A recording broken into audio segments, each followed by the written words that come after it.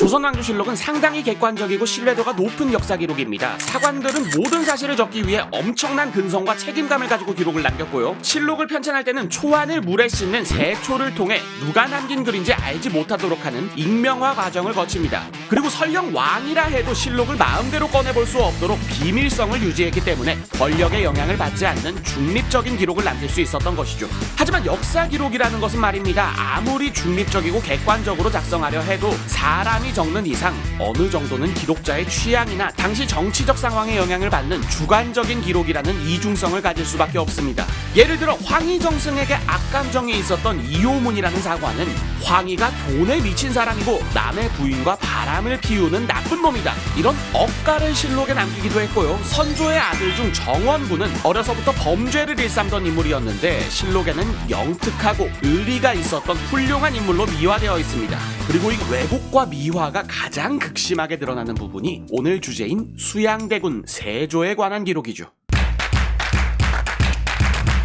단종실록과 세조실록에는 세조가 얼마나 훌륭한 인물인지 또 얼마나 많은 재능을 가지고 있었는지를 칭찬하는 기록이 수도 없이 등장하고 있습니다. 그런데 이 내용들을 대체 어디서부터 어디까지를 믿어야 하는 것인지 여러분이 한번 직접 판단하며 들어보시기 바랍니다.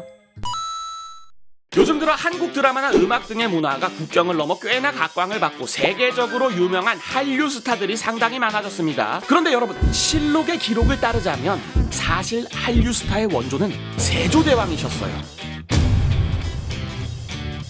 이러한 내용은 단종 1년 2월 26일의 기록에서 확인할 수 있는데요. 이때는 세조가 아직 수양대군이던 시절 명나라에 출장을 다녀오실 때의 이야기입니다. 실록에 따르면 세조는 굉장히 기품이 넘치고 훌륭한 외모를 가지고 있었다고 전해지고 있습니다. 이런 위대한 인물이 중국 대륙을 방문했으니 거기 살고 있던 사람들의 반응이 어땠을까요? 수양대군의 실물을 직접 본 중국인들이 그분의 외모와 행동에 흠뻑 빠져버려서 이거야말로 장군의 풍모다, 이분은 살아있는 부처님이시다, 저분이야말로 진정한 왕이 될 상이다, 이런 감탄을 숨기지 못하며 수많은 중국인들이 수양의 얼굴을 보기 위해 안달이 났었다는 기록. 나중에는 이 중국 사성팬들이 너무 많아져서 대군의 숙소까지 찾아와 난리를 피우니까 중국에서 수양대군을 보호하기 위해 이례적으로 경호원을 붙여주기까지 합니다.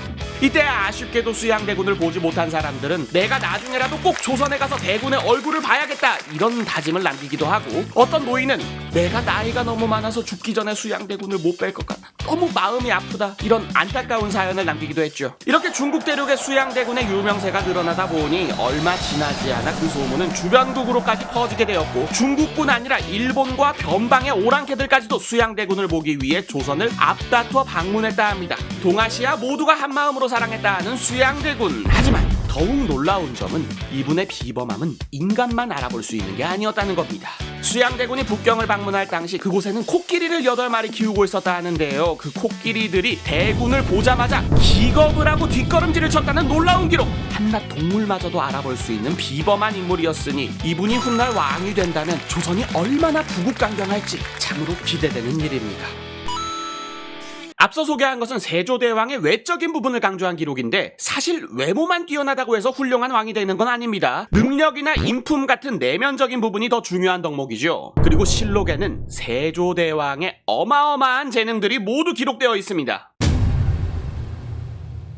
일단 세조대왕의 무력에 대해 말해보자면 세조는 고작 13살의 나이에 화살 7발로 사슴 7마리를 잡는 어마어마한 무력을 가졌다 합니다. 초등학교 6학년의 나이에 이미 성인들도 따라올 수 없는 초인적인 활쏘기 실력을 가지고 계셨다는 거죠. 19살에는 화살 16발로 사슴 16마리를 잡으시니 주위의 신하들이 감격 속에 눈물을 흘렸다는 기록도 존재합니다. 이 때문일까요? 세조대왕은 왕이 되기 전부터 조선의 군사력을 걱정하고 계셨어요. 단종 2년의 기록을 보면 수양대군은 100만 궁병을 양성하려는 계획을 가지고 있었다 합니다. 당시 조선 인구가 대략 700만 정도로 추산되거든요. 전 국민 7명 중 1명을 궁병으로 만들겠다는 계획이니 저것이 진짜 실행된다면 조선의 국력이 얼마나 강해질지 기대되는 부분입니다.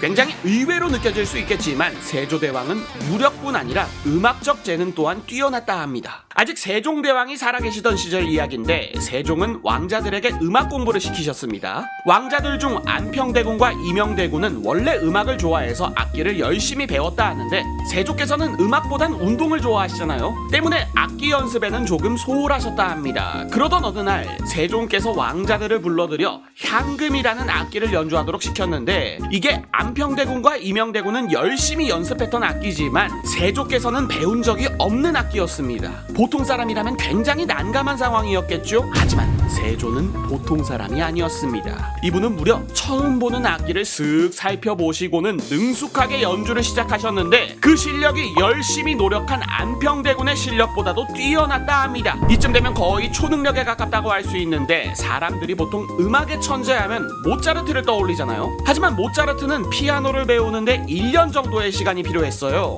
세조대왕은 새로운 악기를 배우는데 한 2-3초 걸리신 거니까 모차르트의 천재성이 좀 초라해 보이죠? 오! 아마도 세조대왕의 존재를 서양 오랑캐들이 알았더라면 세계 음악사가 바뀌지 않았을까 생각됩니다. 또 다른 기록을 가져와 볼까요? 세조대왕이 종친들 앞에서 피리를 불 때 일화인데 모든 와, 사람이 비트, 너무나도 훌륭한 리듬, 피리 소리에 소울. 감탄한 건 당연한 일이지만 더 놀라운 점은 이 아름다운 음악에 하늘에서 학이 날아 들어와 뜰에서 춤을 추기 시작했으며 아직 걸음마도 못된 갓난아이 금성대군이 벌떡 일어나 학과 함께 춤을 췄다 하는 믿지 못할 기록. 오! 완전 무대를 뒤집어 놓으셨다. 고작 피리 하나로 이런 기적을 일으키실 정도니 수양대군이 왕이 되면 조선이 얼마나 평안해질지 기대되는 부분입니다.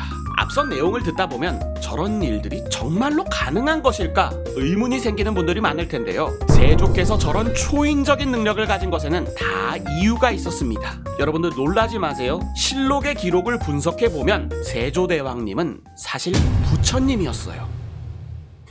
세조실록에는 이적현상이라 불리는 기이한 기록이 다수 등장합니다. 훌륭한 임금이 나라를 다스리니 하늘마저도 세조의 통치에 감동해서 조선의 초자연적인 현상들이 나타났다는 거죠. 이게 가장 잘 드러나는 부분이 세조가 금강산과 오대산을 방문했을 때의 기록인데 이때 대왕이 지나간 길에는 우화, 감로, 이향, 사리중과 등의 초자연 현상이 일어났다 합니다. 우화란 하늘에서 꽃으로 된 비가 내리는 것이고 감로란 달콤한 이슬이 내리는 것, 이향이란 기묘한 향기가 퍼지는 것, 사리중과란 한 개의 사리가 여러 개로 늘어나는 현상인데 이러한 현상들은 바로 불교에서 부처님이 기적을 행할 때 나타난 현상들과 동일합니다. 세조대왕이 살아있는 부처님이었다는 증거라고 할 수 있죠. 옛날에 궁에는 자기를 보고 미륵이라 했었는데 세조대왕은 그보다 한 단계 급이 높은 부처님 그 자체라는 겁니다. 이 외에도 세조가 귀신을 볼 수 있었다, 예지력이 있었다, 뭐 이런 놀라운 기록들도 있지만 계속 말해봐야 헛웃음만 나오니 일단 끊겠습니다. 여러분들은 저런 이야기들이 믿어지시나요? 도대체 이런 말도 안 되는 기록이 실록에 왜 적혀 있는 걸까요? 이를 알아보기 위해 세조가 어떻게 왕이 되었는지 그 과정을 한번 생각해 보겠습니다. 세조는 계유정난을 일으켜 자신의 걸림돌이었던 김종서와 황보인 세력을 역적으로 몰아 죽이고 자신의 친동생인 안평대군 또한 유배 보낸 뒤 죽입니다. 이때 김종서가 진짜 역모를 꾸몄나 하는 부분은 명백한 증거가 없기 때문에 논란이 있을 수 있는 부분인데 정황상으로는 가능성이 굉장히 낮다고 판단됩니다. 아무튼 그 뒤에 세조는 스스로 영의정이자 이조판서이자 형조판서이자 내외 병마통도사라는 어마어마한 관직에 올라 조선의 모든 권력을 차지합니다. 너무나도 어렸던 단종은 세조에게 휘둘리다가 스스로 왕위를 내려놓고 물러나야 했죠. 이 정권 교체 과정을 현대적 관점으로 본다면 해석하는 사람마다 의견이 조금 다를 수는 있다고 생각합니다. 하지만 유교사회인 조선의 관점에서 이 사건을 본다면 이건 아무런 명분이 없는 찬탈이라 할 수 있겠습니다. 조선에서 임금을 갈아치운 사건은 세조 말고도 있긴 해요. 하지만 다른 반정들은 나름의 명분을 가지고 있었습니다. 예를 들어 중종 반정은 조선 역사상 최악의 폭군이었던 연산군을 몰아내기 위한 반정이니 명분에 있어서 반박할 여지가 없고요. 인조 반정의 경우엔 조금 의견이 갈릴 수는 있지만 광해군이 자기 새어머니를 감금하고 이복 동생인 영창대군을 죽인 것은 유교 국가에서 있을 수 없는 일이기에 명분은 충분한 반정이었습니다. 하지만 단종의 경우에는 아직 어려서 힘이 없었을 뿐이지 딱히 잘못한 일은 없었거든요. 당시 사람들이 입 밖으로 말을 꺼내지 못하는 것 것뿐이지 이건 그냥 힘의 논리로 임금이 바뀌었다는 사실은 누구나 마음속으로는 알고 있었을 겁니다.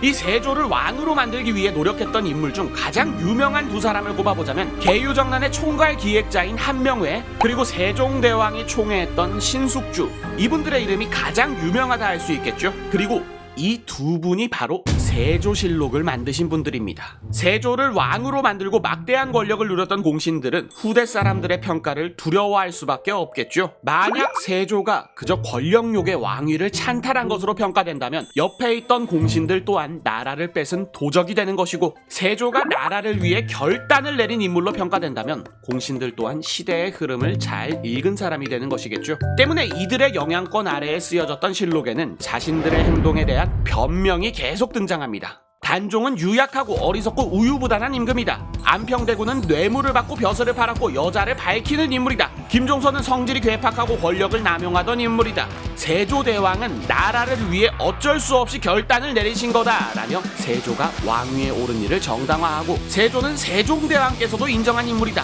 문종도 세조에게 많은 도움을 받았었다. 세조는 효심이 깊고 훌륭한 인물이다. 그분은 무력과 음악 재능이 뛰어나고 기품이 넘치던 분이다. 이건 중국도 인정하고 일본도 인정하고 오랑캐도 인정하고 코끼리도 인정하고 학도 인정하고 모차르트는 인정 안 했지만 부처님은 인정하신 부분이다. 이것을 전력으로 어필하기 위한 기록이 계속해서 등장하는 것이죠. 이 기록들이 심하게 과장되어 있거나 사실과 다른 이야기가 포함되었다는 건 쉽게 판단 가능한 부분입니다. 물론 세조실록과 단종실록의 모든 내용이 거짓인 것은 아닙니다. 그 많은 사관들이 완전히 없는 이야기를 창작한 건 아닐 거예요. 중국인들이 세조를 신기하게 봤을 수도 있어요. 외국인이잖아요. 음악적 재능도 아마 꽤 있지 않았을까요? 뭐 어쩌다 우연히 학이 날아왔을지도 모르죠.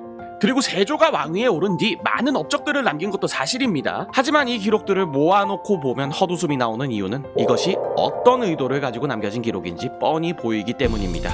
그리고 안타까운 점은 단종실록에는 세조가 왕이 되는 과정은 길게 적혀 있지만 정작 단종에 대해서는 많은 기록을 남기지 않았기에 진짜 단종이 어떤 분이셨는지, 어떤 생각을 하고 계셨는지 우리는 실록을 통해 확인할 수 없습니다.